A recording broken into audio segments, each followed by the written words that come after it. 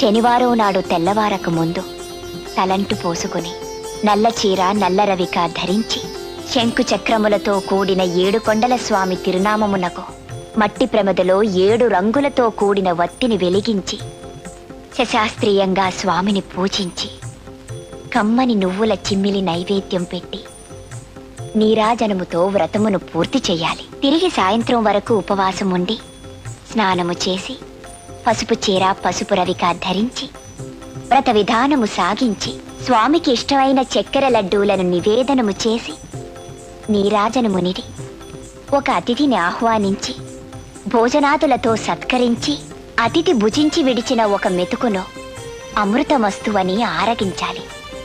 అప్పటికి ఆనాటి శనివార వ్రతం పూర్తవుతుంది. ఈ విధంగా 7 శనివారములు వ్రతమును చేసినచో ఉద్దేశించిన సత్ఫలమును పొందగలరు.